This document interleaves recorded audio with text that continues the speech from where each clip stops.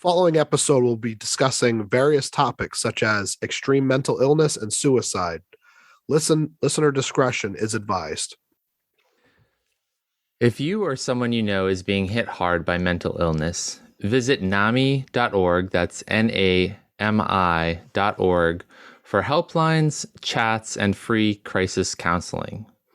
Please know that you are not alone. And for any additional help, please go to the National Suicide Prevention Lifeline at suicidepreventionlifeline.org. An exciting showdown, the loss of a friend, and the saving of another. Plus, we're going to talk about what really happened to Picard's mother.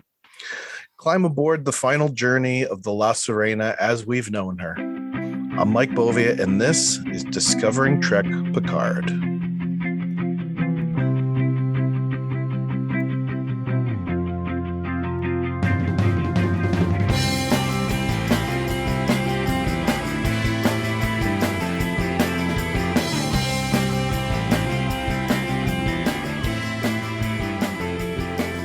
Thanks for joining us on Discovering Trek, the Star Trek Universe companion presented by Fansets. This entire season has dealt with loss, but it's also had the undercurrent of mental anguish and sickness. And we're going to do our best to tackle those topics today. And thankfully, I don't have to do this alone.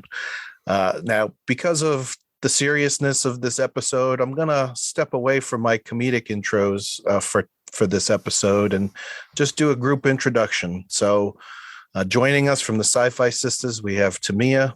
And as always, we have Mike and Jamie to fill out the roundtable. How's everybody doing? Great. Glad to be here. Well, okay. Little sick over this past week, but trying to hopefully be on the tail end of that. I said I would be serious, but I can't resist. We have Typhoid Jamie on with us today. Not even going to touch that one. He's still sick. He's not going to fight you on it. There you go. That's how. To I have fair, to save Mike, my voice for the episode. I can't get too excited. Go. And to be fair, Mike, there were some moments in this episode which weren't all. Exactly. So in order for us to get into some of those moments, Jamie, why don't you direct everyone to our social medias? Well, if you'd like to follow the show on social media, you can find us at Discovering Trek, or you can join the conversation on Camp Kittimer. Just answer a few simple questions, and our admins, Haley, Jackie, and Fark, will let you in. This is a reminder that this episode of Discovering Trek provides spoilers for the Picard episode Hide and Seek. If you have not watched it yet, head over to Paramount Plus and watch the episode and then head back. Failure to do so leaves you open to spoilers.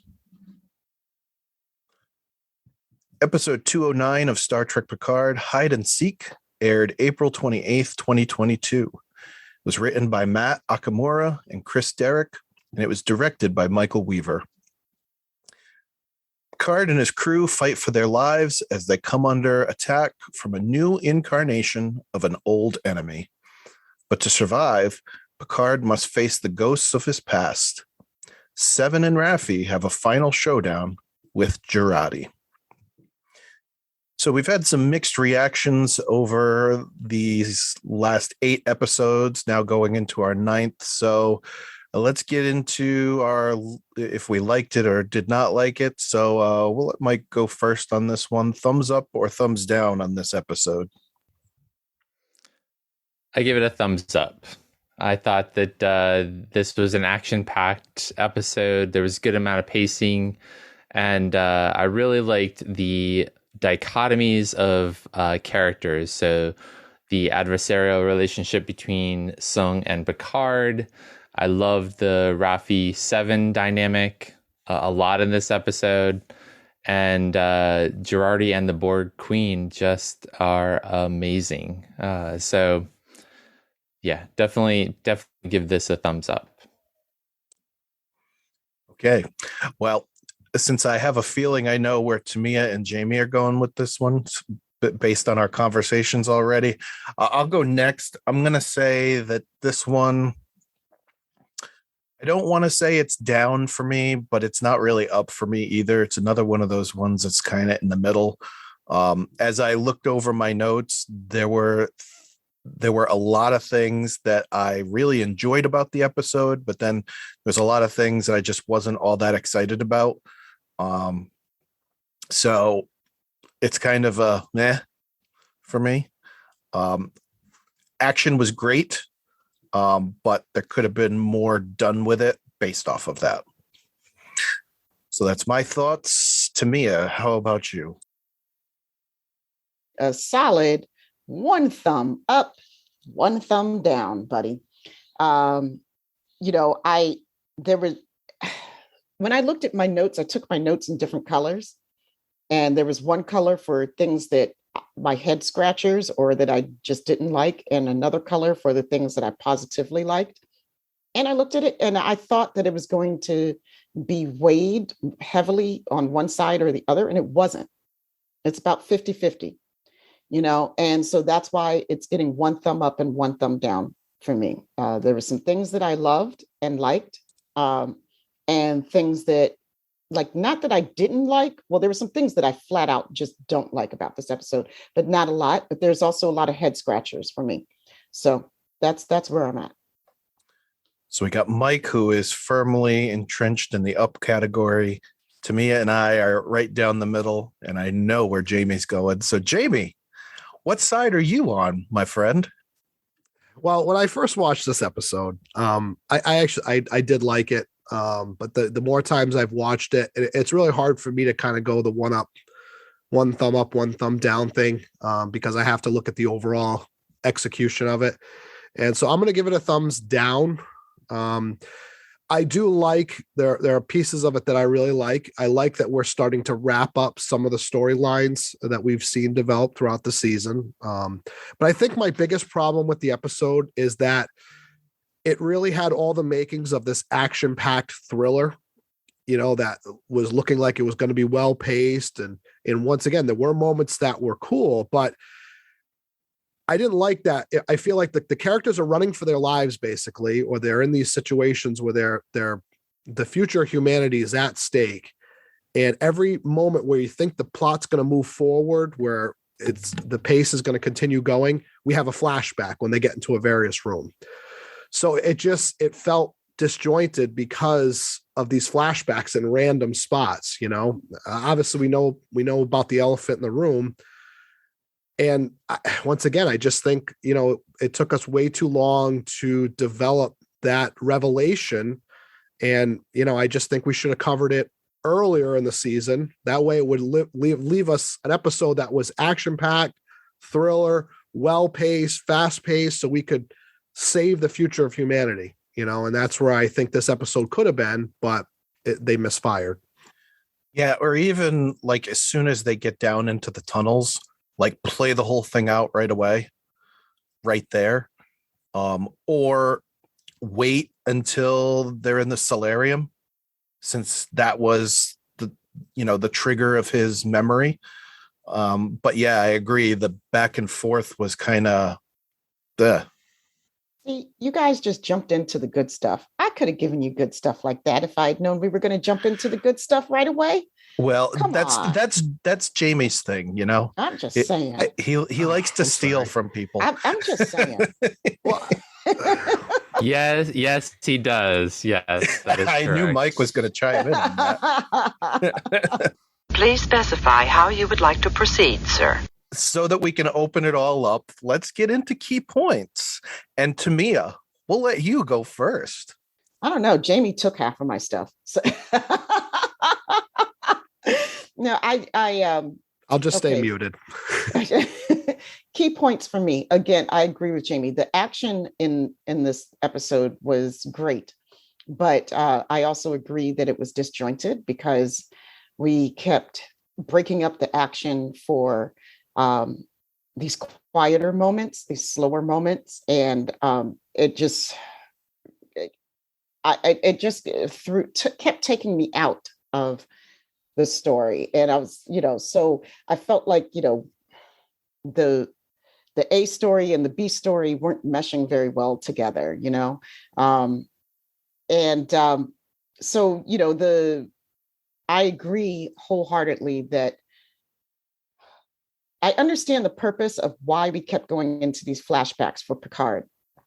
And they were helping him solve and deal with this problem now, and that he was finally facing the stuff that he needed to face. Like, I get all of that.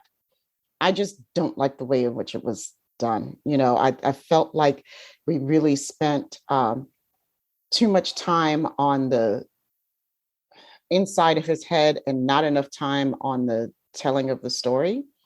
And I agree that I wanted the denouement of, you know, the reveal. I feel like was anticlimactic because I knew it was coming, and I felt like, you know, yeah, I wish that it had been done a long time ago. My strong points, my favorite parts were between Raffi and Seven and Agnes and the board queen, Annie Wershing. You know, all of those moments were really solid to me and really engrossing and engaging. Every time Brent Spiner came on as Sung and Picard, I was falling asleep. And it wasn't because of the portrayals. It was not the actors. It was the dialogue was long and drawn out, and I felt like I just didn't need any of it. The story moved along just so much better without any of that to me. Mm-hmm, you know, or if they were going to have those two amazing actors in a scene, give them something more to do. You know, I just wasn't a fan of the Sung character at this point, and I didn't understand his purpose. And, yeah, he's essentially a mustache twirling villain. Yeah. So every time he came on, you know, I was just like, this is wasted time. I could have been doing more here. So that's why I'm still like on the fence, because there was half of this episode I really liked. And it wasn't just because it was action. It was because it was written tighter. You know, it was more cohesive and easier to follow, and did a lot more in every sentence of dialogue than what I was getting all up in Picard's head and all out in that field with Soong. So there you have it. That's it. That's a nutshell.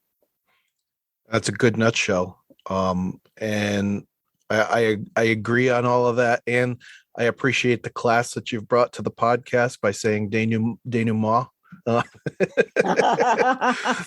is not something that would ever come into my brain. So I appreciate that. But yeah, absolutely. I kind of feel the same way as you with the Soong character. It was interesting in the beginning when he was first revealed, but like a lot of other things on this in this season, it feels like it's gone on too long.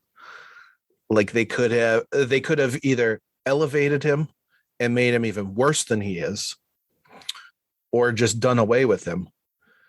And instead, he's kind of stayed along at the same pace. And all right, well, my plan failed. Oh, here comes the Borg Queen to give me something new, but it's still the same stuff. All right, our positive guy on the panel, Mike, we'll let you chime in on your key points. So let me start with Soong, because I actually thought Brent Spiner did an amazing job with this character, and I actually felt that he was an evil adversary. I do see your points about him being a little. Yeah, don't get me wrong. I think we all feel that Brent did a great job. It's the way it was written for him. That's all. I mean, and I'm not a writer, so I'm not going to sit here and go, oh, bad writing, blah, blah, blah. You know, but story wise, I guess is how I feel. Yeah. I mean, I guess we've never really seen a desperate man as an evil villain. And he really is a desperate man. He's desperate for a legacy. He's desperate for feeling somehow that he's contributing to society and to the world with this gift that he has with genetics. And he's sort of gone down a lot of wrong paths and been, dinged for it in a lot of ways. And so I feel that piece of it. I feel that desperation that he has to make himself, again, this is a man who's really smart, who has a very big ego, and would fit in with a lot of today's political leaders, to be honest. So, but I did feel maybe that's why we all don't care for him. Right. I mean, yeah, that's quite possibly the reason. But that desperation though takes on this really terrifying level of doing anything, including just shooting Picard, telling his soldiers to shoot Picard. Again, now thinking about that scene as well, he's a desperate villain, but he's not the one who's pulling the trigger, right? He's sort of this like, I'm trying to think of a good word for it, but he's sort of Godfather. Yeah, exactly. He's sort of, just having his minions do it instead of taking care of it himself. So in that sense, he's sort of weak, but I definitely thought that there was and then maybe it's just a callback to the fact that Brent Spiner played Data for so many years, and how his interactions with Picard were always very different. And so seeing him play this version of Sung that is so adversarial to Picard is just something that for me was intriguing to watch and see, and so I felt that. But he's not a lovable character. I don't like him in the sense that I think he's a worthy character. I think he's just a sort of a mad scientist with a little bit more of a oomph in the fact that he has some deadliness to him. He can cause some havoc, at least, maybe not personally, but through others. But enough about him. I have to say, I love the Raffi and Seven scenes throughout this. And I've spoken on previous episodes of our podcast here that, this relationship between Raffi and Seven is so critical. It's so important for people to see a different kind of relationship, a lesbian relationship, but also just between two women who actually really deeply, truly love one another and would do almost anything for one another. I think Seven has that in the back of her head, but she's processing a lot. She's learning to become human. So there's that piece, and it's nice to see that that piece plays out in this episode. She's struggling with her humanity, but by the end of the episode, she realizes that she's herself again with the Borg implants. And I really, really love when she says, I'm ordinary, or let me see if I can find the quote. It was nice to be ordinary, right? And I love the way that Raffi responds to her, that you are the most extraordinary person I know. And that is an example for me of the kind of love that you see between these two women. And it's really amazing. And the fact that Seven accepts that too. I just really, really love that. And even before that piece, when they're about to run through the field, they both look at each other and they know that it's, very desperate and that they're probably not going to make it, but they're honest with each other. And there's just this caring piece about it. And in that conversation, we learn why Seven is not in Starfleet. Not that we didn't really know, but it was a nice callback to Voyager and to Janeway, and to the fact that even with echoes of Picard, Janeway almost resigned on the fact that they wouldn't accept Seven into Starfleet. So I thought that was really interesting. But I think also I really like that Raffi sees her as captain material, and you see that towards the end, even with Rios and her, like, that's my ship. No, that's my ship. Like, whose ship was the La Serena?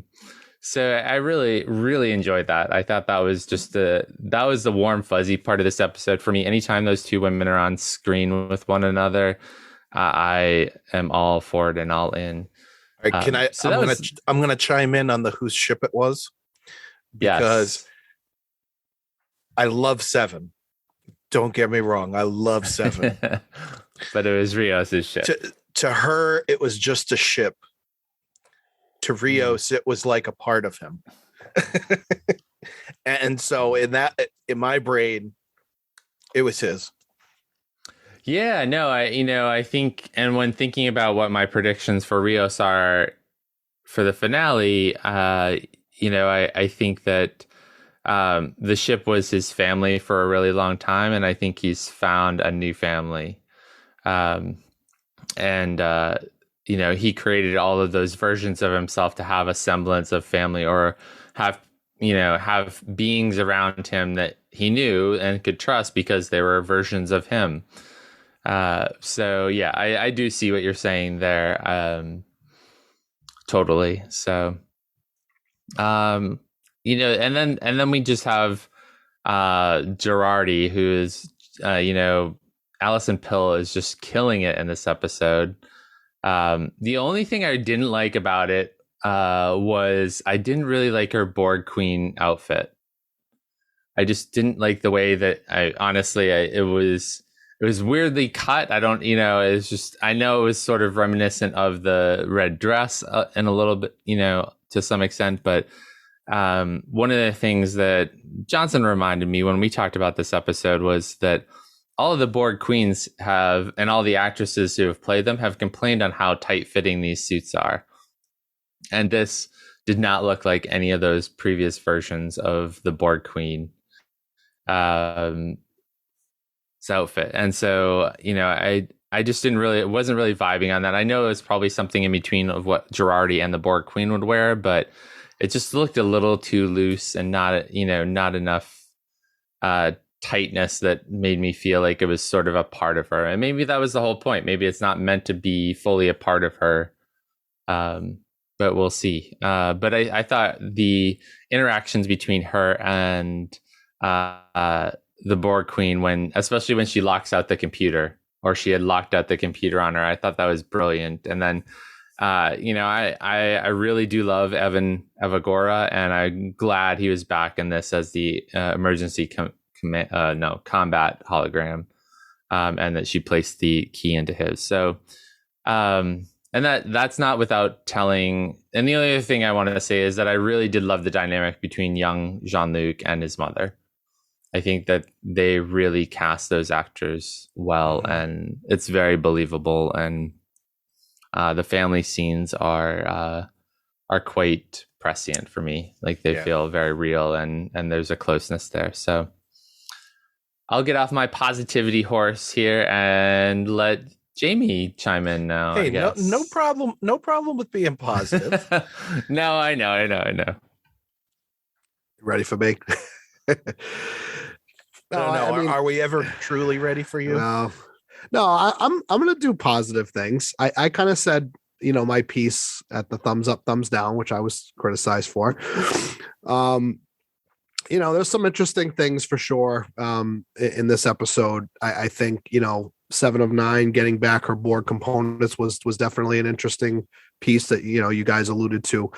But I wish that we had explored more of her humanity throughout the season. Like the fact that she didn't have those components through most of the season. Really, this is her being fully human for the first time since she was a young child. And I feel like that was really, really a missed opportunity that I would have loved to have seen them kind of flesh that out a little bit more. It was nice to see Evagora back in the show, but I struggle with, I feel like it was kind of shoehorned in, like, we're looking for an excuse to bring him back, and I guess the trope of, Raffi seeing little flashes of him here and there was just kind of getting old, and they had to figure out a new way to do it. And, so I loved having him there, but like I said, I just feel like that whole, how they brought him in was, kind of contrived a little bit. I do like the scenes between Raffi and Seven. I think they were the strong, really what was driving the plot along. I like how they kind of made peace at the end too, and we see maybe that they're kind of moving back to where their relationship should be, before season 2 had began. So I think that's kind of an interesting thing. And I love the Teresa and Rios moment. I think that, that was a nice moment. We all were kind of expecting it, but it was nice to finally get that confirmation that we saw there. Wow, he's done. I don't believe it. So I got to say, a lot of what the three of you have said hits most of the points that I have. But just to hone in on a couple of things here, I really like, and it kind of goes along with what my prediction has been the last few episodes, how when Teresa is working on Rios and he gives her the tricorder and she's like, an entire ER fits in your pocket. Like how awesome that is to her. The Seven and Raffi scenes, again, like you all said, I think were the best in the whole episode. How they're working together to try and escape the chateau and get to the La Serena. And I gotta say that their advanced weaponry from the 25th century can't be used at some point. Like they lost the phasers somewhere in the house and they have to resort to common kitchen equipment. And it's great because it's like they're prepared to use it if they have to. And they're working together on it. And then toward the end there, how Agnes's appeal to the Queen to save Seven, how she said, wasn't she really the best of what the Borg was? After she left, she incorporated the things that she had learned as a Borg with what she also knew as she was learning about humanity. She put those two things together and look at the person she's become. And that's how Agnes really appealed to the Queen to say, look, you save her. We don't have to be these baddies anymore. We can create a new race of Borg that is actually good. Because if you look at your history, every timeline you're in, the Borg gets beaten and you're by yourself. So let's change history and make it something better for your species. I thought that was cool. Yeah, that may be it. I mean, yeah, I loved the emergency combat hologram of Elnor. So here's something that I very much disliked. The action was great, but we hear Picard at one point say the whole house is surrounded by the soldiers. They have broken windows, they have open windows all over the place. And he is talking in a regular voice, telling Talon where they need to go and what they need to do. So you mean to tell me that his voice isn't loud enough at that level for them to hear outside? Like the Seven and Raffi parts, they were keeping their voices hushed and muted. And he's like just talking like we are right now. I mean, that was very unbelievable for me. I mean, especially toward the end there, like he should have had a bullet in his head the way he was talking, the way that, Talon said, look, you got to work faster. Otherwise everything you're thinking about is going to come out the hole in your head. So yeah, he the way he was acting there, he is very lucky that he did not get that bullet in the head. Yeah, that's that brings me to one of the things that really bothered me about this episode was the how easy it was for Sung to get around and to know the layout of the house and find them, and that you come down that stairwell to that little pocket corner where the bookshelf is to get into the basement. And why would you stop there when you have a whole corridor ahead of you to go and search and just look in that corner? It just seemed a little too contrived. I finally caught that today when I was rewatching today. Like he notices like some dust disturbed or something, and I was like, okay, so now he's a tracker. Like most Yeah. people would just walk right past. I mean, like the whole house is dusty and full of scuff Yeah. marks and Isn't that something the little bits of- special forces guys would have found as Yeah. opposed to Soong, the scientist? Yeah. Well, I had a couple of issues with that point too, with that part too, because like you got these tracker beams, these like laser beams all over, and they're like flashing all across them, and nobody gets shot. There's just like points of light moving across your target, and nobody gets shot. I was like, I don't think so. it's almost like too. It was like they have these laser beam things. Like I don't know if they were trying to kind of show the color contrast of like the Borg. Like okay, here's the Borg colors here. The green and stuff like that. But it's like you said, it's like you almost know it's coming. Like okay, they're pointing the beam right at us, so I know to step a little to the left or a little to the right so I don't get shot. But what else kind of bothered me a little bit with that whole sequence? It's like I felt like it changed from them defending the ship to now all of a sudden defending the chateau. And I get it that Girardi had put a password on there and stuff like that where they couldn't get access right away, but it's just like I would have preferred, them kind of trying to hold the ship down as opposed to, they're outside. They're in a less vulnerable position because they're running around the chateau basically. Again, and if they're, if their whole purpose is to get the ship, why do they even care about what's going on outside? Right? They should just be sitting out there defending it, right? Right. Thank you. Like, or why they are we in this stupid chateau anyway? Well, and like, can we not have this? I'm sorry. Can we just go have ahead. this whole mental thing happen someplace else? Do we have to go into the chateau? Because it really felt like it was imbalanced. It took and that's what story are we telling here? It was just confusing. Yeah, I just wish that, like you said, like if we're supposed to be defending the ship, go defend the ship. Right. Right. Picard talked about these underground tunnels. And I know that they split up to be able to make themselves more, I don't want to say more of a target, but it did kind of make them more of a target, but to double their odds. Exactly. And so there's these tunnels, which he's told Raffi and Seven about, but they're going to run across a field of soldiers to get to the ship. They couldn't figure out a way to find one of these tunnels to get over to the ship. And then I love Seven and Raffi. They have been awesome. They can bring a fight to anybody. Did you see how many soldiers were in that field that they were running through? And they make it all the way to the ship, and it looks like they are virtually untouched. I have a hard time believing that one. A real hard time believing that one.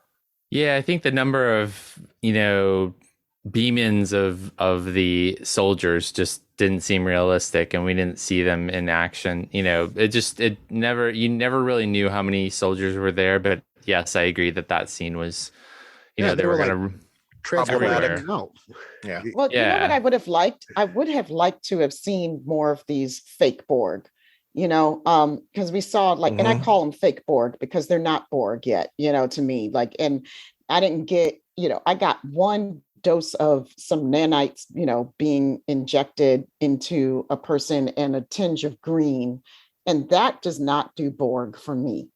And I know this is like beginning of Borg, and I know that the Borg Queen had limited resources, so I get all that and resources from the wrong century, it just still didn't I didn't feel like we were dealing with any type of Borg menace. It was just this ambiguous menace in my mind, and I would have liked to have seen a little bit more about how these supposed new Borg were operating, as a collective. Number one, these are aspects of the Borg that make their stories enticing. It's the whole collective aspect of working together, like in unison, of being like, it's how they're this complete disregard for life, just only for their purpose and objective is, what they're about. This is what makes them menacing in a psychological thriller. And I got none of that, very little of that. So it kind of feels a little like, and maybe it's just because I have all this back history with the Borg, but I felt like if you're going to bring Borg into the equation, I need a little bit more Borg. Like the whole Borg story cannot rest upon the shoulders of the Borg queen. Mm-hmm. Yeah, the one thing that I did notice about that, Tamia, was that when Rios is trying to get out of the ship and he runs to get weapons, but then two Borgified soldiers beam in, they don't move, they don't do anything until she beams in. So I think that the control there is that she needs to be close by and control, like she does have control of them, because it was almost like they didn't even see him and Teresa and Ricardo. So like a typical Borg. Yep. Yeah, exactly. So that was the only, I agree with you on that, Tamia, but that was the only kind of thing that you kind of saw that would indicate that they're kind of old style Borg that were being controlled by the collective or whatever. A couple things that I forgot to mention as being things that I really liked about this. I did like the fact that Raffi is able to get her closure, even if it is just with a hologram. But, like he described, it was a hologram. He had Elnor's memories right down to the end. So I think that was essential for Raffi to be able to have that closure that she needed.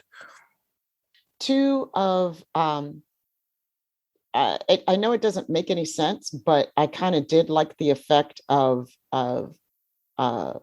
Seven beaming the two Borgified dudes into the wall, yes, into the walls of the Chateau tunnel. That was kind of fun, and one of my favorite lines came from Agnes with her when she was talking to the Borg queen and said that you're overreaching Icarus-worthy arrogance.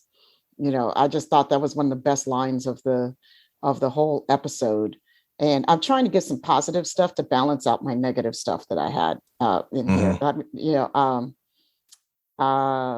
I think that it was a really positive thing that Seven and Raffi finally got the types of scenes that they deserved throughout the whole season. Yes. I wish that there had been many more such scenes with them. I liked the fact that Elnor, they brought him back somehow. I do think it's a little bit of a missed opportunity to this season to grow that character, but I understand what they're doing.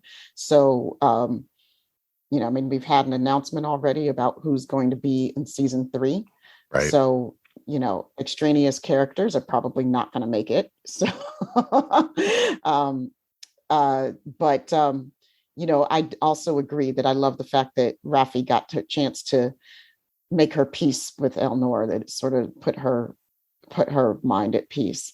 And that's all I'm going to give you right now. Thank you for letting me have this time. All right. So let's get into what we said we were going to hold off on, and that is the storyline surrounding Picard's mother and the eventual outcome of that. So whoever would like to start, I will let you jump in, because I don't want to just dominate the headlines, so to speak. Okay. I did enjoy this piece of Jean-Luc's history. I liked the moments between the young Jean-Luc and Yvette. I thought that it was obvious that there was a really close relationship, and we've seen that before, but I thought that there were some more touching moments in this part of it. The hard part about this is that, once again, we dip into childhood trauma, but I think that the key is that this was so traumatic that he erased it from his memory. and yet the fallout from this happening is that he's unable to build really close, romantic, loving relationships with other women. So I think that was a nice explanation of this.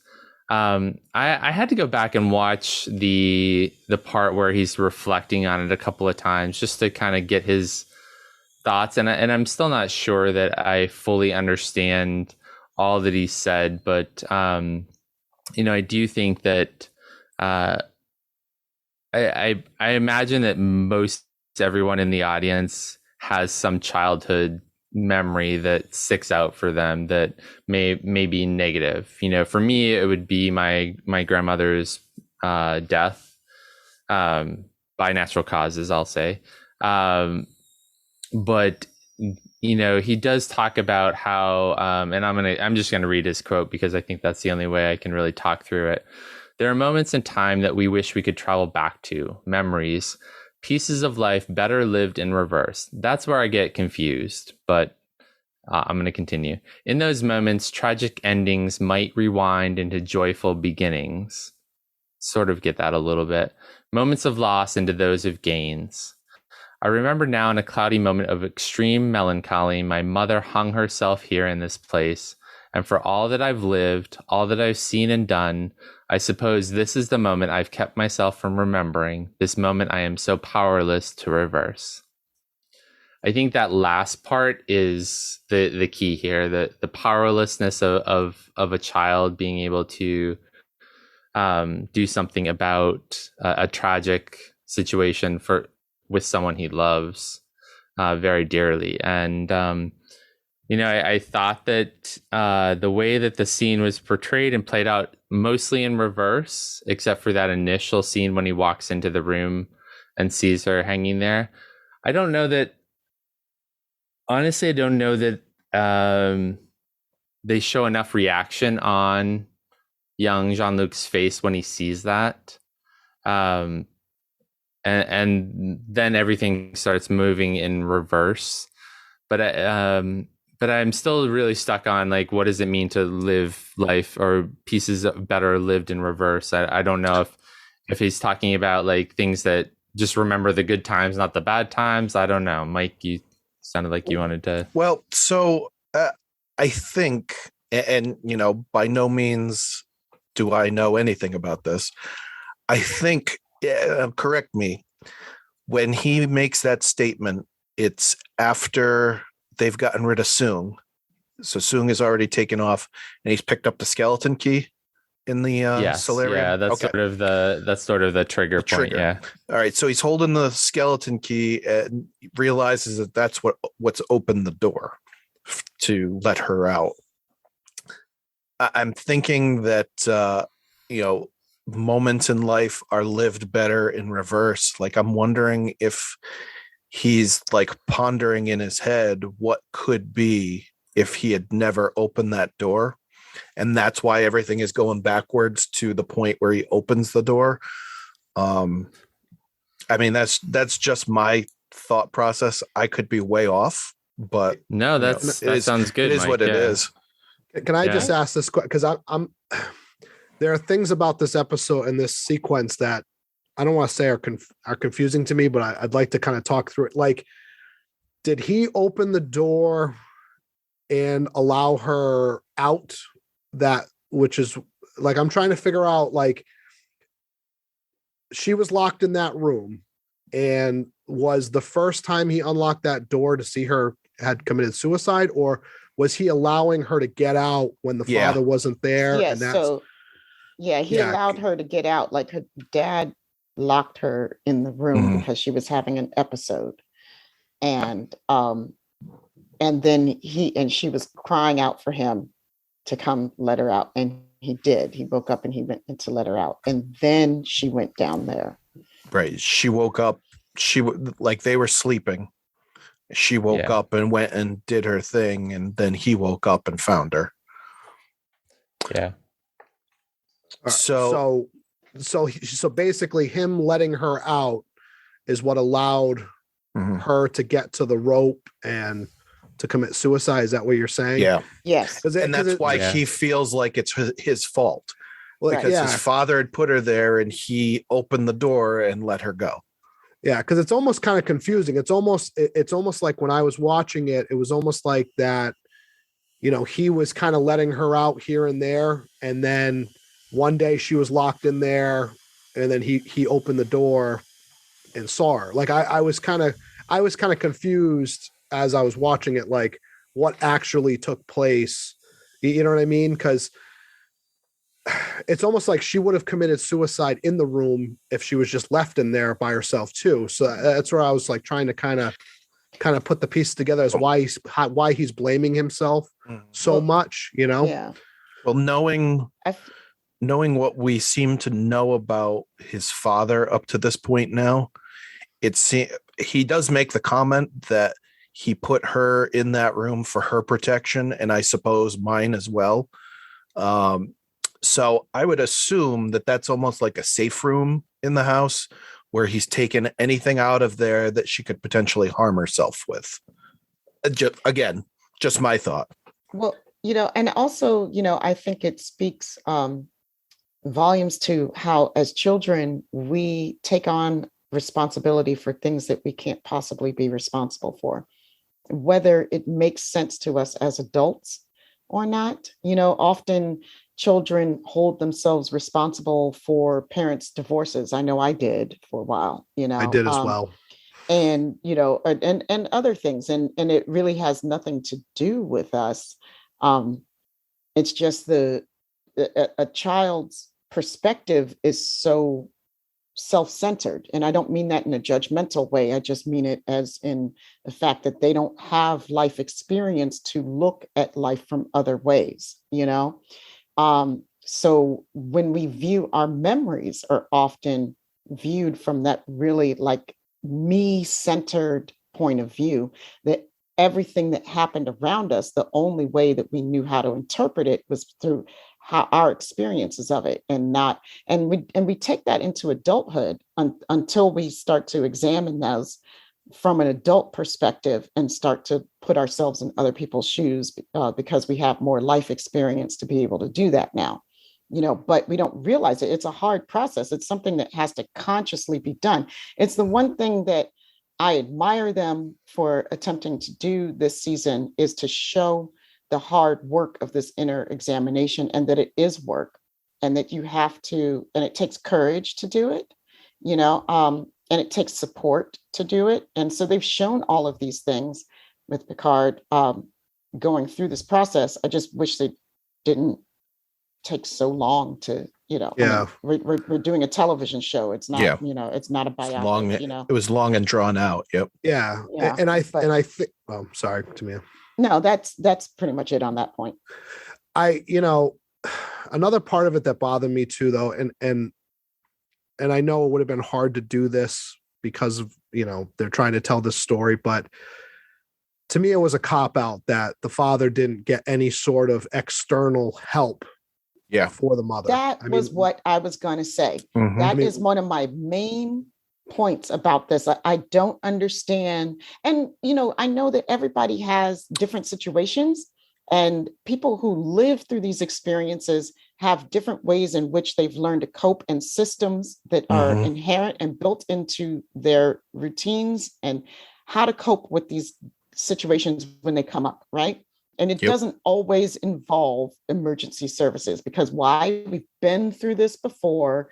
We've gone to emergency services before. They've been checked into clinics and hospitals before and come out. And he already said, like, she's on an upswing. Like, maybe we can have. So I don't want to blame him necessarily for not doing it the way I think they should have done it. But I do also feel like some type of effort could have been made. I mean, or at least alluded to in the script. Right. If you have to lock her in a room, and I know in the beginning, towards the beginning of the season, they had kind of said, well, she doesn't want help, but that doesn't matter. I mean, like if you're physically like having to basically almost assault her and get her into a room and lock her into a room for good, there's something not right there. And, I don't know. I mean, they're in the 24th century. You're telling me that there's nothing that a doctor can't beam in. Yeah. A doctor can't beam in and do some sort of treatment to help her. Right. And I get it. They always play up that the Picards are very old school and old fashioned. Yeah, but still. I want to go back to what you were saying, Tamia, there about how he makes the comment of, it seems like she's had a lot of good days together and he hopes that she's getting better. I mean, in the beginning of the season, it kind of seemed like, they definitely made it seem like his father was a bad guy. Like his father was the cause of these things, that his father didn't understand. But now not only do we see that he understood, but we can see the love that he had for her, which is all the more mind-boggling as to why they don't portray him taking that next step. Do you, like you said, do you have a plan, something that you have to do when there is a, we'll say an inflammation for lack of a better term? There's the Band-Aid that you put on. And maybe that Band-Aid was that safe room. But you mean to tell me that you're going to go 12 hours without taking care of the situation? That didn't make sense to me. Yeah, like I was saying, like, to me, if they had some sort of scene where, there was a doctor there and he's saying, okay, she's heavily sedated. Yes. We've got to keep her in this room for X amount of time. Let the treatment kind of thing. And then Picard goes in and says, I'm going to let her out against the doctor's orders. And to me, that would have kind of made more sense. But it's just, like I said, it still kind of paints the father in a bad light. Right. In my mind. Well, and that's what I'm saying. Yeah. Is that he kind of, he almost portrayed that, which I've seen with parents, over time, like, the father that says, okay, if you're a boy, you can't cry. It's almost like, put dirt on it, whatever. Or you're a boy, you're not supposed to be able to cry. So I'll give you something to cry about. Some of those type things that happen, those old school parents mentality. I almost feel like that's kind of how Maurice is that he's trying to just say, I'm going to shove her in this room and not deal with it, and I'm not going to really explain to Jean-Luc effectively so that he knows what's going on to protect himself. I'm going to kind of leave it wide open and Jean-Luc kind of makes his own determinations on what he thinks is the right thing to do. And so I don't think it totally takes Maurice off the hook as, handling the situation correctly. Well, and I agree with you. And the point that I'm trying to make is you got to go one way or the other. Like, before all of this happens, they seem to paint him as this loving, caring husband and father. And then all of this takes place. And like you said, there's not the backing that goes along with the scene that they showed before. So, I mean, what is he? Is he this husband that cared and was trying to help her in every regard? Or was he that one that just, like you said, Jamie, boys can't cry, rub dirt on it, we'll put you away for a few hours and you should be okay? Which one is it? You gotta make a decision as to where we're going with that. So one of the things that I thought about when we were talking this through is, this reminds me of why Picard never wanted to go back home. But then I thought about that and I was like, he just spent 15 years at home in a huff against Starfleet. And so you're telling me that being 15 years in that chateau, you didn't deal with this. This didn't come up, over those years when you were basically by yourself with your two Romulan, for lack of better terms, servants. So I'm struggling with that piece of it now. He's almost 100. He's almost 100 years old too. It's you Right. think that at no Well, point. can I speak to that a little bit? Like, because I think that's a really valid point. Like, well, okay, for two things. First of all, to go back to Bovia's point, I believe that it's entirely possible. And I think that what we're seeing reflected in this season of Picard is that there is no easy answer about his father. His father was a mixture of all of these things. Like, right? He's not a good guy. He's not a bad guy. He's a complicated human being with foibles. And we don't always get things right, even when we're somebody's parent, right? Like just because you're a parent, you're not perfect, right? And I think that they're really trying to reflect that his father does exist in the gray area. And I think that makes a lot of viewers uncomfortable because everybody wants to put him into a box. Right. But we can't put people into boxes like that all the time. Yeah. And maybe part of that too has to do with the fact, and I know we've discussed this already at some point, is that we're viewing this through his eyes as a child. Exactly. So it's the interpretation of what a child would see. Exactly. That is that way, especially in those first episodes of the season. It's straight Picard child point of view, and then to go to Mike Thurlow's point, oh Lord, which was being in the chateau for 15 years. 15, yeah, thank you. I'm like, oh God, that was a senior moment, like crazy. Excuse me. I think that, people process stuff when they process it. A lot of times people take to their grave these things that they do not process. And denial is really, really powerful. It's very strong. Yep. I have lived with the trauma that existed, that happened to me for many years. And I could tell you there are moments when it comes up and I immediately push that thought aside. I am not examining it. I'm not touching it. I have to get on with my life. Right. And I have done that for years. Now, it doesn't mean to say that I haven't at this point in my life examined it. I have, but I wouldn't have examined it if I didn't have some other bad crap happen to me, that really forced me into a position to deal with that trauma from my childhood. So, and I'm saying, like, I know my grandmother took stuff to her grave and she was like, she was damn near 100. So I think that's very human. No, that's a great point. I didn't really, think of it. That was just a thought that came up right, as we were talking, but yeah, that makes a lot of sense to me. Yeah. Well, but I also agree with you. I'm sorry, Mike. I also agree with you that, there had to have been moments, because he's been living there for so long.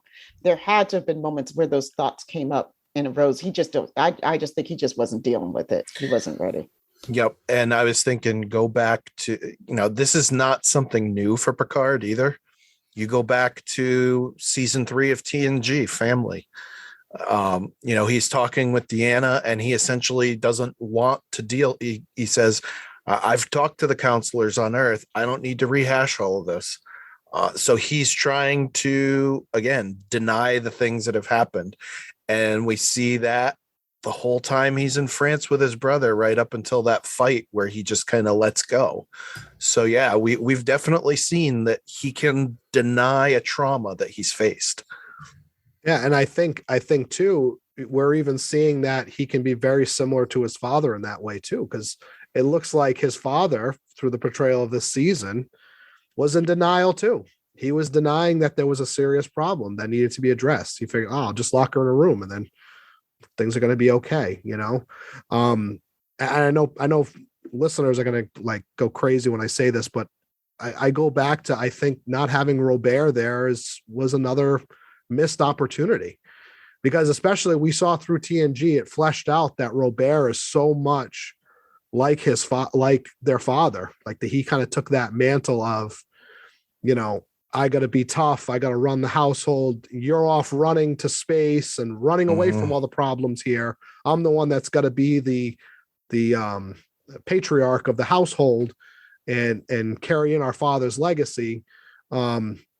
just to see that dynamic too. And I know they wanted to make it about Picard, but boy, I really think that was a missed opportunity to see how their relationship would have been altered by, either Picard being there.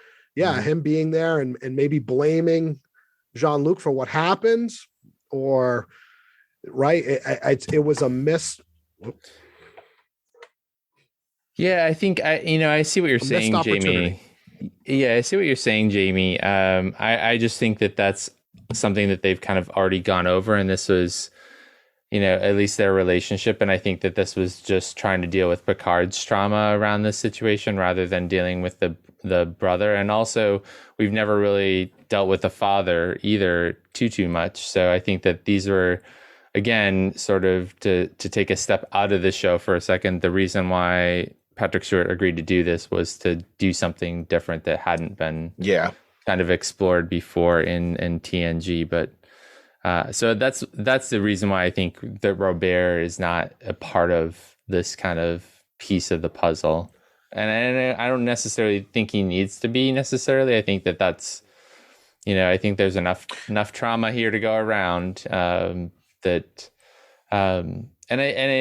I think, I don't know if everyone's got their thoughts out, but just to kind of bring this forward to what we can take away from this is, I think that one, if you know someone who is having a hard time, get yourself help so that you can get them help.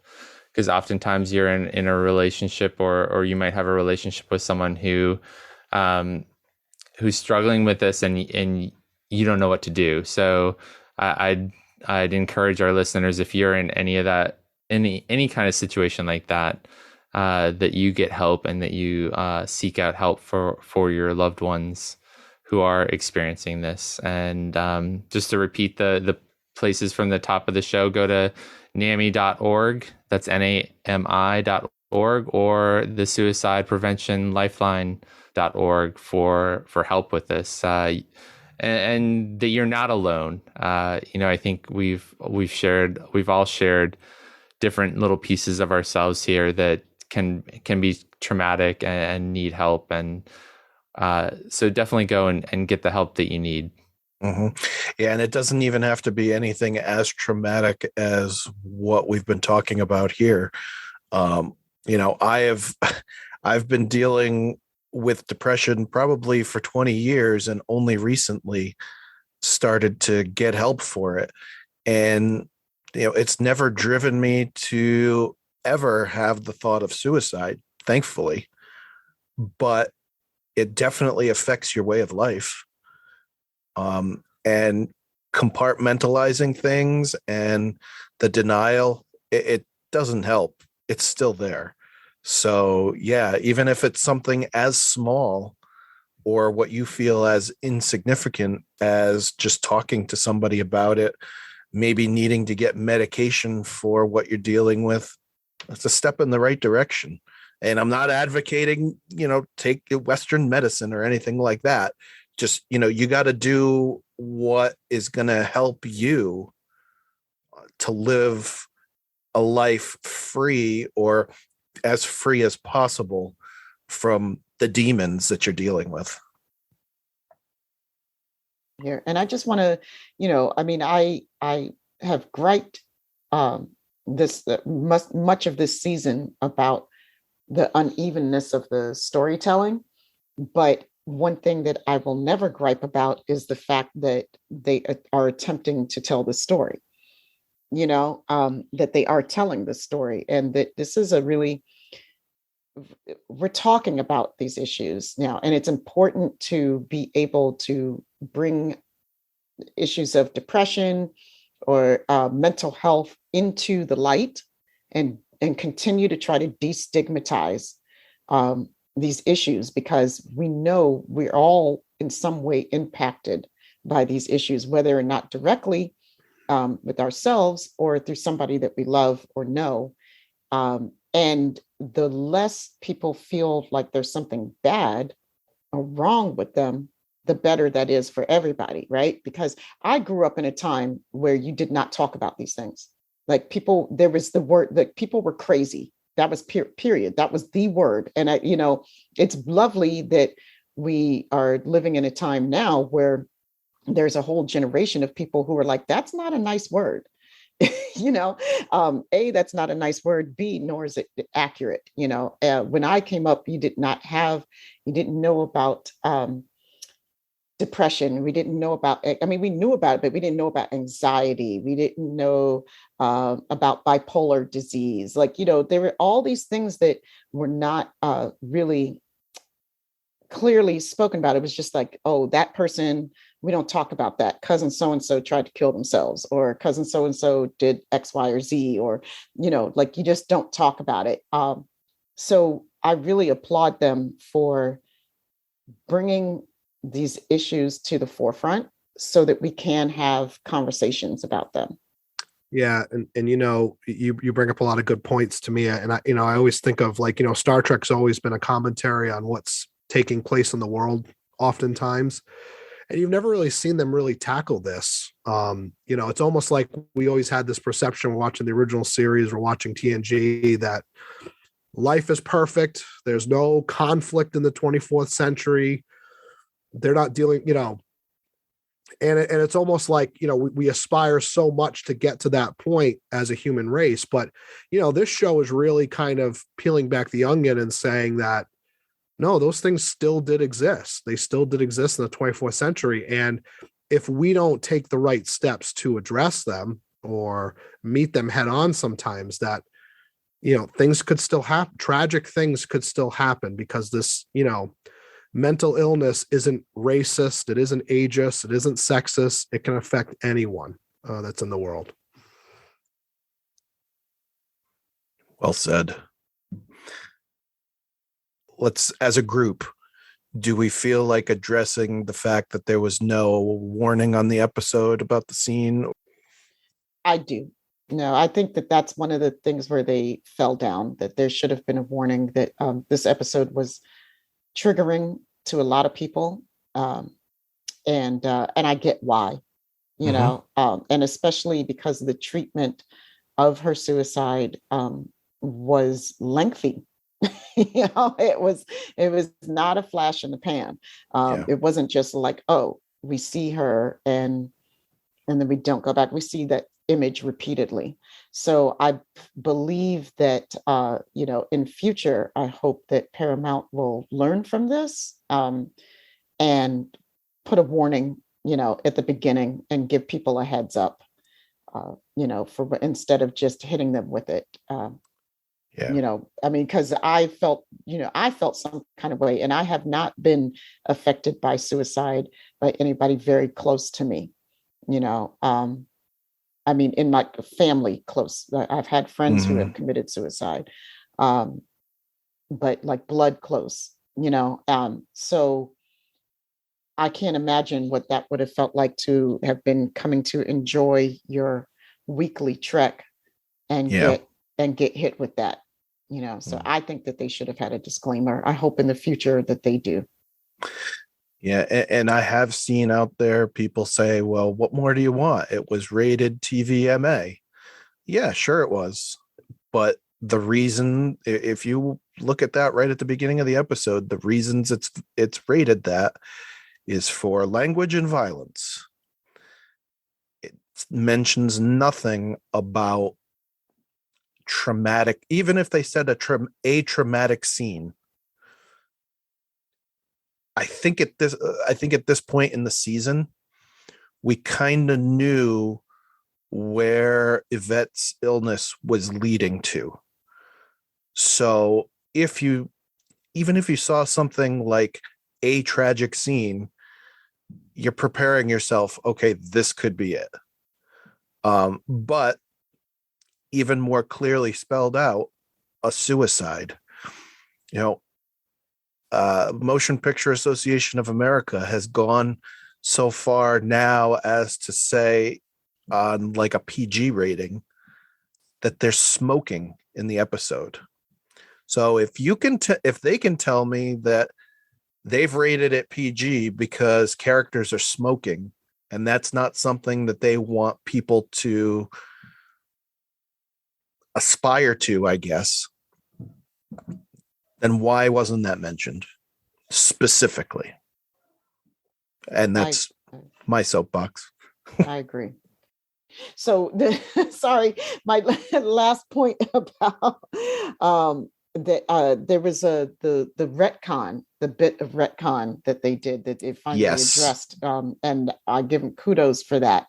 That why? Because we're all asking, why did Picard imagine this old woman as his mother?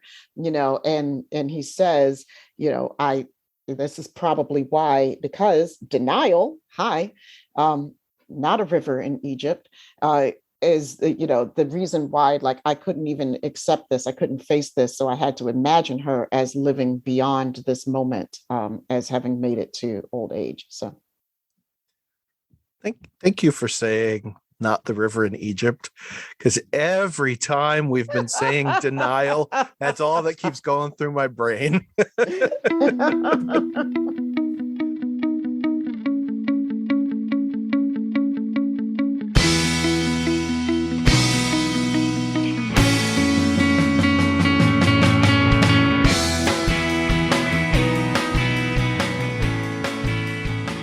We'd like to take a moment to talk about Fansets, the presenting sponsor of the Trek Geeks podcast network. Fansets merchandise, as we know, is the leader in pin collectibles for Star Trek, but they offer more than that. In addition to Star Trek, you can find pins for The Big Bang Theory, Scooby-Doo, DC Comics, Batman 66, Harry Potter, and Rick and Morty.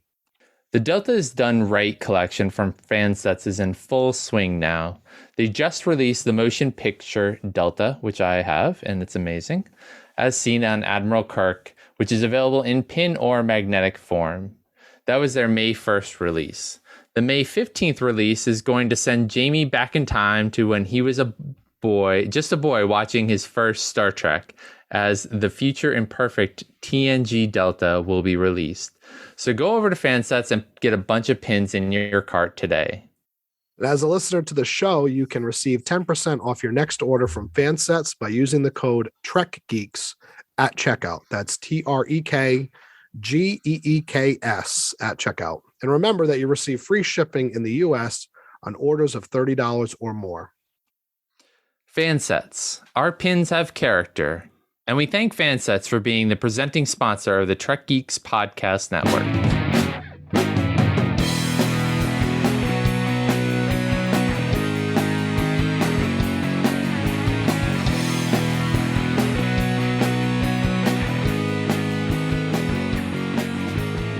So now we're going to get into the overall message of this episode, as if we haven't gone deep already with some of our commentary. Jamie, since your voice is giving out, we'll let you go first.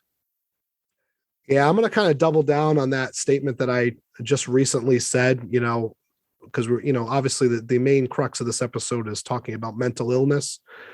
And I'm going to kind of double down and say mental illness isn't racist, isn't ageist, isn't sexist. It can affect anyone at any time, at any point in their life. And we see that even, Picard being almost 100 years old, still trying to work through this trauma or trying to deal with it. And, it doesn't distinguish who it attacks or who it goes after. So, and I'm going to reaffirm Mike's point that if you need help or somebody that needs help, seek out the appropriate help you need, because you never know what could happen or if things could be too late, and then how that trauma will affect you the rest of your life. Just like it affected Picard. He was in a position where, because his mother didn't get the appropriate help she needed to address her issues, he had to live with this guilt and live with this kind of shoving underneath the rug for almost 100 years. And, nobody should really have to go through that. Mike? So I think one of the things that stood out to me for this episode is that even at the end, Picard continues to be this constant beam of hope. And even though, having just come from the chateau, gone through the reveal of what happened to his mother and everything, he comes out and we've seen the La Sirena take off and go on into space, and Picard continues to say, or basically says, "I refuse to accept an outcome that has not yet occurred." And Tamia is giving me eyes. I just think that this is one of those things where there is always hope in the universe. There's always hope for the future. That things that are not yet written, and that you can have an impact on these things. So, that's really all that I really wanted to add to this, is just to remember that no matter how dire things seem, there can always be options. There's always hope, and continue to try to be hopeful. That's that's not my best overall message that I've given this season, but we know that Mike is always hopeful when it comes to the Picard episodes, though. That's true. Tamia? There were two things that I really thought, outside of the obvious issues of the mental illness discussion that we've had. That was like my favorite line at the end of the episode. That I refuse to accept an outcome that has not occurred. My destiny is not really written among the stars. My destiny is written among the stars, but my destiny is not foretold necessarily. And even if it is, I really don't want to argue with people about whether destinies are foretold or not. It makes no difference to me on how I live my life. Doesn't matter. I'm still going to try and keep trying and keep trying and keep trying, or else I might as well throw in the towel now, and I come from, I look at, everybody can look into their history of the peoples that they come from. I come from really strong people that a lot of the world would have died in its circumstances, not to make it too overly political, but, I come from descendants of slavery. I come from Native American peoples, and I come from Filipino peoples. Colonialist powers tried to kill all of the people that I come from, literally tried to kill us, and we didn't die. As a matter of fact, we thrived, so, I look at that and I know that I have a lot of power within me, and that I can accomplish things in this world, and that there's something to live for, so I love that the fact that we have an episode that's dealing with suicide, but at the end, Picard is saying we have something to live for, and the other one that I love that I thought was a really Star Trek message was Girardi and the Borg Queen, and what she's telling the Borg Queen, that we can do something, the collective can grow and be something different, that it doesn't have to be this totalitarian entity, that it can be a collective of free will, working alongside each other, that we can grow, we can change, and we can become better. And I thought that was probably the purest of the Star Trek messages that we got in this episode. I just thought that was very Trek. So that's it for me. Nice. So, my message actually comes from the end of Picard reliving his whole trauma when he's talking with Talon there. And, he makes the comment that I loved her desperately. And she says to him, love always and completely is a gift. And, I think any of us that have experienced love, whether it be from parents or our partners, we know that is true. Picard remembers her as she asked him to remember her, as a bright and loving mother, and as she said, not the coldness of a dying star. And this was really something that he needed to learn, that love was a gift and it was something that he could hold on to his whole life. And, hopefully if you have experienced that again from a parent, a child, a partner, that you can hold on to that and it can get you even through the darkest times, knowing that there's that love on the other side waiting to embrace you. Starfleet Command is proud to present you the Christopher Pike Medal of Valor. So our medal round, or our awards, or whatever you want to call them, where we say that somebody did a real good job on the episode, and we say that we're going to give them an award, and they don't get anything from us. They probably wouldn't accept it anyway. So, Tamia, who are you awarding this week? Okay, so my first award, I have several. Allison Pill gets an award from me. I think she still continues to knock it out the park every time she's on the screen. Michelle Hurd gets an award from me, especially with that scene with Elnor and her scenes with Seven. Michelle Hurd is, oh my God, she's such a queen in my eyes.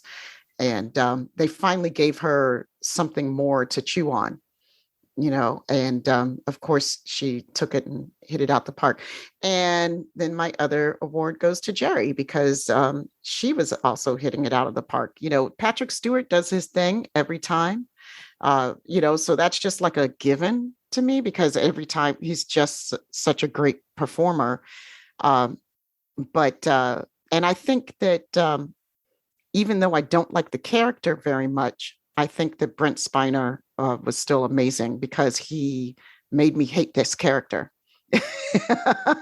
So those are my nutshell awards.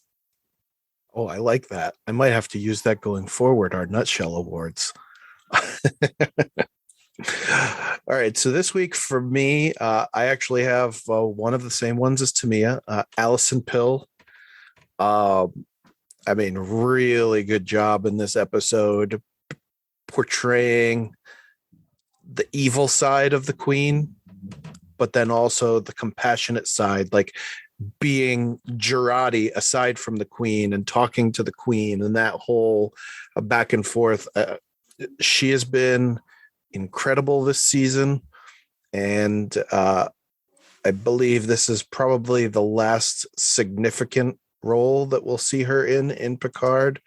And she has said that she is not in season 3, which is a tragedy. But it is what it is. So Allison Pill, we will miss you.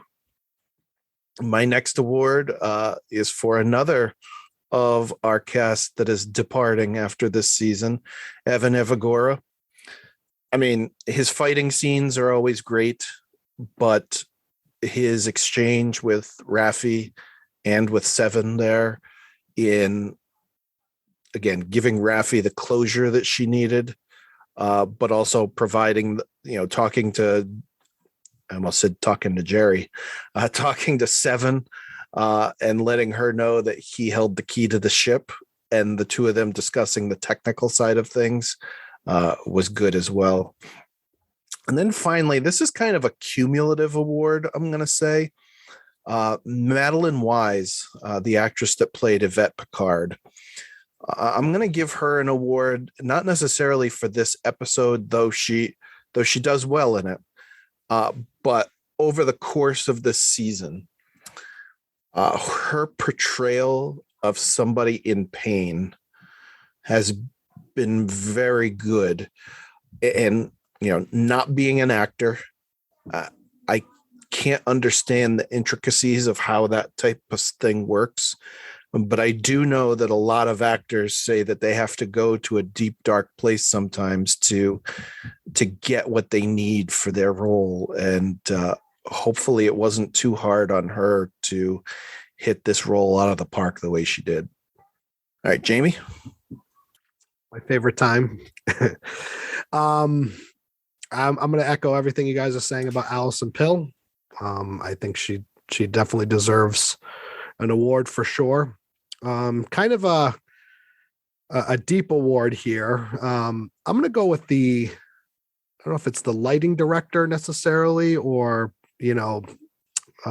production design, but basically I love how this episode was lit and shot with that dark, with the greens and the blacks. And I just thought that was really good. And my last award is going to go to Elnor's sword. So that's going to be my third award for this week. Keeps it coming. Elnor's sword was awesome, though. Definitely got to say that. And I did like how they.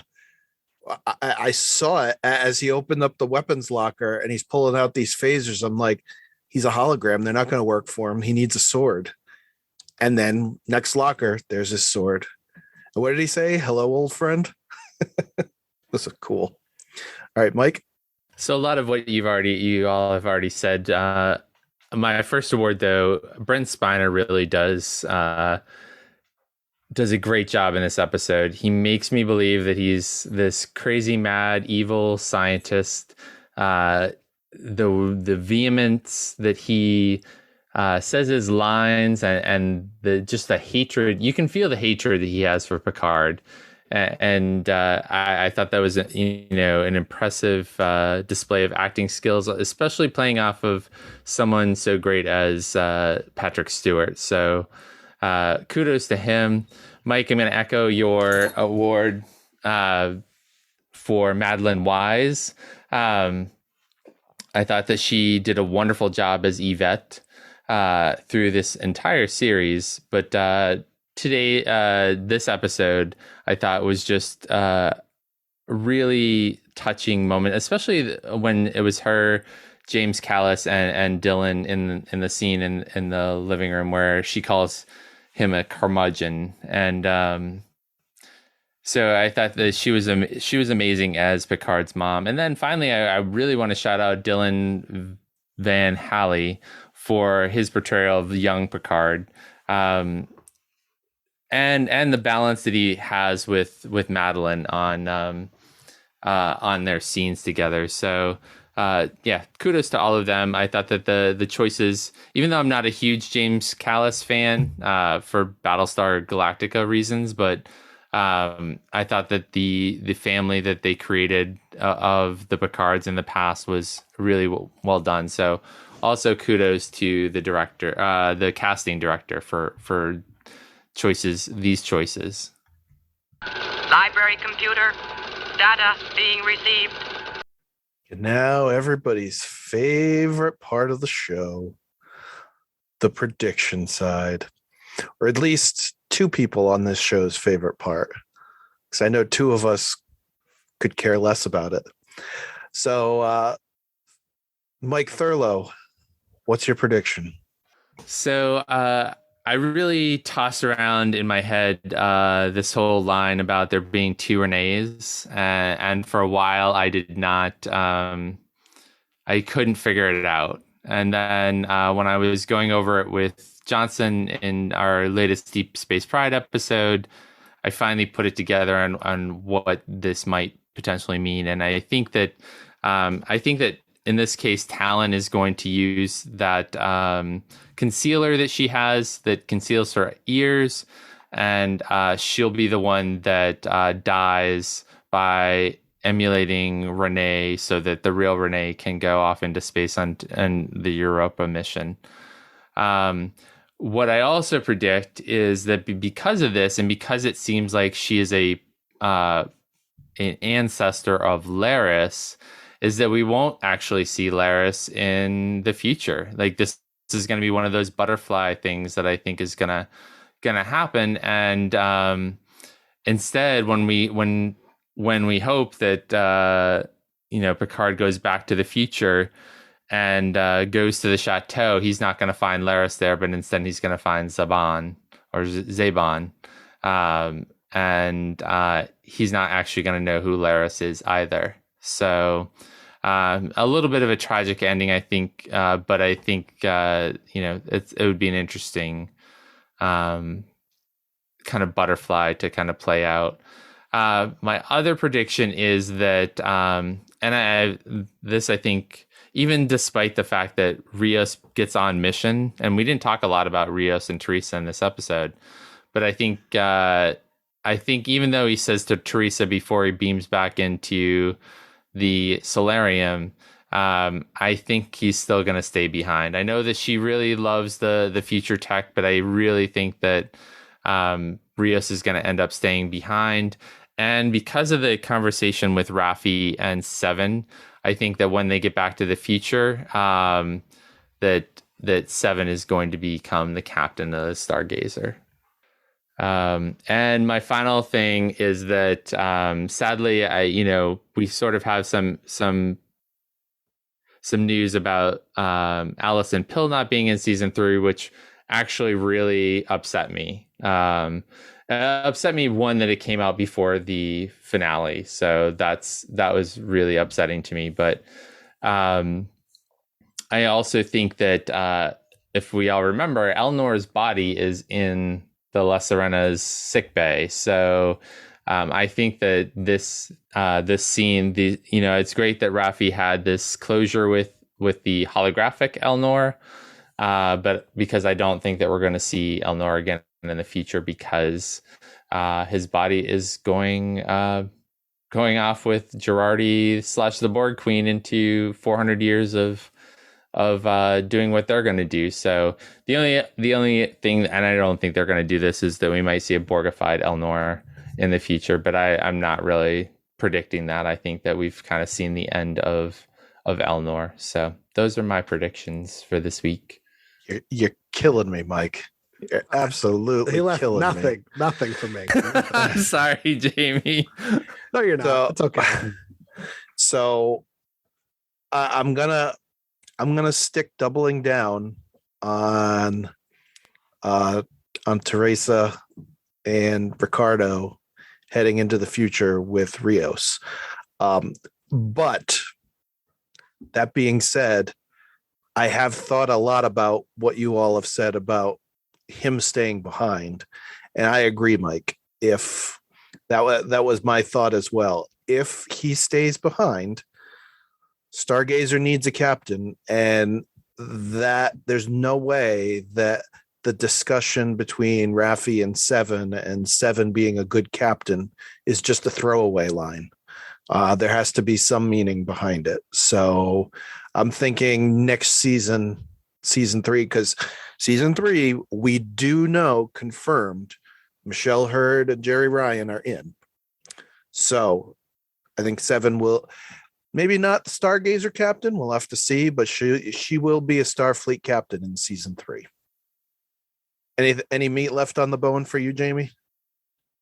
No. So I'm gonna kind of, since he kind of said a lot of things I was gonna say, I'm gonna go in a different direction on purpose. So I definitely think Teresa and Rios will stay behind. I don't think Seven will be a captain, but I think she'll be in Starfleet. I do go back to this whole, to succeed, there must be 2 Renees, one who lives, one who dies. I was going to say Talon initially, but I'm going to say that it's a retcon for his nephew's death. Somehow they're going to tie in the fact that his nephew had to die into that. They're going to wheel that in somehow. That's how Robert gets into this season. There you go. And one last thing. It left me. But yeah, that's what I'm gonna go with for predictions. Not very exciting this week, because they were all taken. Your last award killed your last prediction. Yeah, Elnor's sword just did away with your prediction. Just chopped it up. Maybe Elnor's sword will come back in the future. Who knows? I hope so. Maybe. Okay, Tamia, I know you hate this part of the game, but did you have anything? I do hate this part of the game, but the one thing I I will give a make you mad prediction. I will give a prediction, non-prediction prediction. That this will not be the last we see of Alison Pill or Agnes Girardi / Borg Queen. I don't believe it's going to happen in season 3, but I do believe that character is out there, and I do think we're going to get more movies. And I mean, that's my prediction, that she's ready to go for a movie. I like it. Actually, I got one more prediction. I got one more. Are you done, Tamia? Are you still going? No, okay. I was just having, because I knew you had one more. So that's I got one more. Wait a minute. Does Mike have one more too? We should let him go first. No, I'm good. I will not steal Jamie's last one. That is so mean. This one's gonna make Mike Thurlow very happy. So I'm gonna piggyback on Mike Thurlow saying that Talon is the other Renee, and that when they go back in time, Back to the Future, all right, that Talon won't be there. Beverly Crusher will be there, so they can get back together again. How about that? Nice. I was thinking that too, but I didn't want to go there. That's good one, job. Jamie. I'll be here all week. Don't forget to tip your waitress. Try the veal. All right. Well, speaking of next week, in the season 2 finale, with just hours until the Europa launch, Picard and the crew find themselves in a race against time to save the future. Episode 10 is entitled Farewell, and we'll be covering it here for you on Discovering Trek Picard. Don't forget you can support Discovering Trek and the Trek Geeks Podcast Network by subscribing to bonus content on Patreon. Get access to unedited audio of all our podcasts and a lot of other perks. If you'd like to support this and the other member podcasts of the Trek Geeks Podcast Network, beam over to patreon.com/TrekGeeks, where subscriptions start as low as $2 a month. For more great Star Trek discussion, check out the aforementioned member podcasts on the network. In addition to Discovering Trek, there is Trek Geeks, Rewind, Politreks, 5-Year Mission, those scene-stealing hacks at Deep Space Pride, Drawn to Trek, Infinite Trek, The Divine Treasury, The Sci-Fi Sisters, Science Station 2 with the First Link, and the newest addition to the network, ConPod, which is all about Star Trek conventions. You can find all these shows and where to listen on trekgeeks.com/listen or by downloading the Trek Geeks mobile app. Is there a Divine Treasury podcast? I don't know. I haven't seen an episode from them in a long time. The Trek Geeks Podcast Network. No one talks Trek like we do. You do realize that goes against me too. You could just, Mike, just but you have a few other podcasts, Bovia, so I think you're okay. I think Mike and Jamie need to have like a podcast together where they just duke it out weekly. Mm-hmm. I think that would be good. Yep, I would listen. That'd be interesting. We'll have to give that some thought. Yes. Well, there you go. So the crew no longer has a ship. So how will they get home? And what is the talk of the two Renees? Well, tune in next week as we check in on that and many other things on Discovering Trek. So each week I've closed out the episode with a Picard quote. This week I dug deep and found one I think that applies very well to this episode. Even in the darkest circumstances, there is a light. Sometimes only a glimmer. Trust that light. Find a way back, no matter what it takes. And until next time, never stop discovering. Music for Discovering Trek is provided by 5-Year Mission. They're writing an original song for each episode of Star Trek. Hear more of their music at 5yearmission.net. Discovering Trek is a production of Coconut Media Works. Executive producers Bill Smith and Dan Davidson. For more great Star Trek discussion, discover the other shows of the Trek Geeks Podcast Network at trekgeeks.com or find us in Apple Podcasts, Spotify, or your favorite podcast app.